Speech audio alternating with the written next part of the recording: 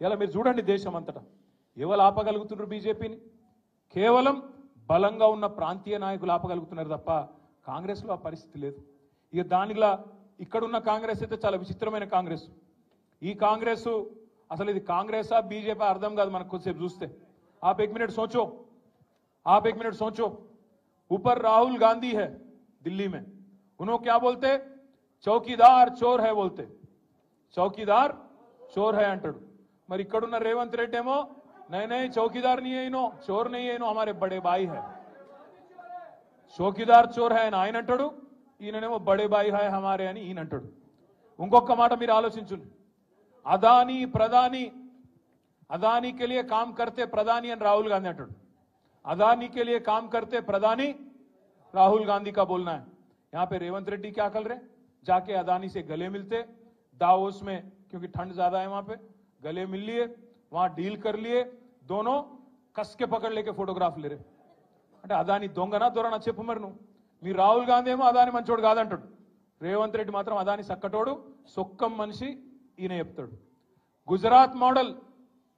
Gujarat model बेकार है, fake है, ये राहुल गांधी का बोलना है.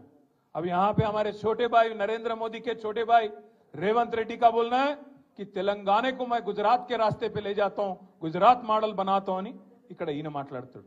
लिकर स्कैम कुछ नहीं है, अरविंद केजरीवाल को अरेस्ट करना ना इंसाफ है, ये अच्छी बात नहीं है అని రాహుల్ గాంధీ అంటాడు.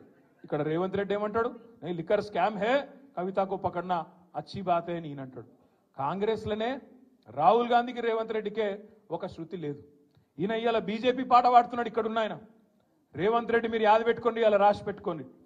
పార్లమెంట్ ఎన్నిక తర్వాత ఈ రేవంత్ రెడ్డి అంటాడు, ఎందుకంటే కాంగ్రెస్ గెలవది పీకది, వాళ్ళతో ఏం కాదు, దేశంలో ఊదు కాలది పీరు లేవది, వాళ్ళతో ఏం కాదు.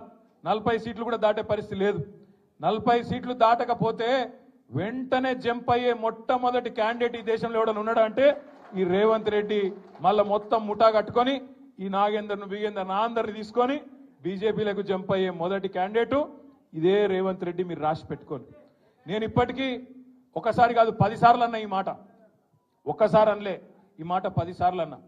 నేను అన్న ప్రతి చిన్న మాటకు స్పందిస్తాడు రేవంత్ రెడ్డి. గిట్లనో గట్లనో అంటే అన్నిటికి స్పందిస్తాడు. కానీ బీజేపీలకు పోతావాడ, నువ్వు బీజేపీలకు పోతావు అనే ఆరోపణ నేను పెడితే 10 సార్లు అంటే కూడా ఒక్కసారి కూడా ఇప్పటివరకు ఒక్క మాట చెప్తలేడు. నేను ఓను బై, నేను జీవితాంతం కాంగ్రెస్లోనే ఉంటా అని ఒక్క మాట పొరపాటున మాట్లాడతాడా? మాట్లాడాడు. ఆయన మాటలు ఎట్లున్నాయో మీరు చూస్తున్నారు.